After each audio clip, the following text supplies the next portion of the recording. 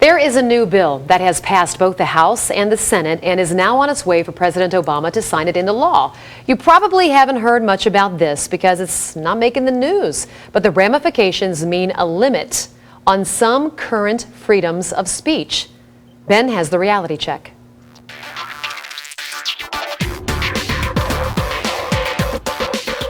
Well, the law is titled the Federal Restricted Buildings and Grounds Improvement Act of 2011.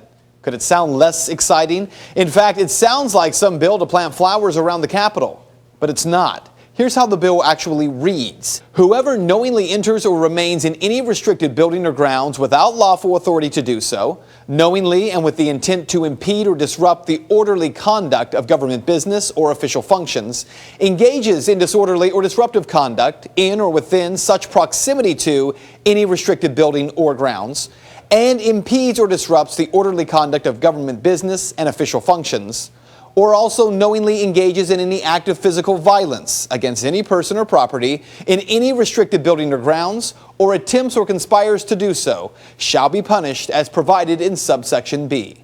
A lot of legal speak there. So what is the bill actually about? Well, the idea is to keep people from trespassing on White House grounds, which right now is not a federal crime, but it is prosecuted under a Washington, D.C. code. My bill would explicitly protect these residences of the President and the Vice President from intruders and would clarify current law to distinguish between those who are able to enter the grounds lawfully, like the Secret Service, and those who enter without permission. Well, none of that sounds unacceptable. But as usual, this law does much more than what lawmakers claim on the surface. Why? Because if you read down further, you get a definition of what these restricted areas of disruption actually consist of. We're not just talking about the White House. The term restricted buildings or grounds means any posted, cordoned off, or otherwise restricted area of the White House or its grounds, or the Vice President's official residence or its grounds, of a building or grounds where the President or other person protected by the Secret Service is or will be temporarily visiting, or of a building or grounds so restricted in conjunction with an event designated as a special event of national significance. So under the verbiage of this law, you cannot protest with signs or speech in a building or in proximity to a building where the President will visit or where anyone with Secret Service protection might visit. That means you cannot protest high-ranking government officials who have Secret Service protection.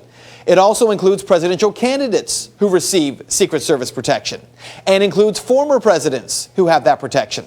And of course, visiting dignitaries from other nations, they receive Secret Service protection as well. Protesting them under this could be considered a federal crime.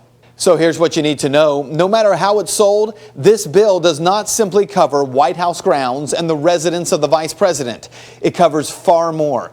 And without question, as it's written, passing a law that prevents people from being disruptive flies in the face of our First Amendment right. It may be the single most important right our founders and framers gave us.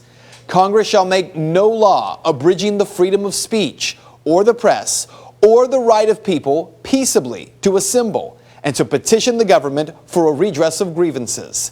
The founders didn't say you couldn't be loud when petitioning that government. And that is Reality Check.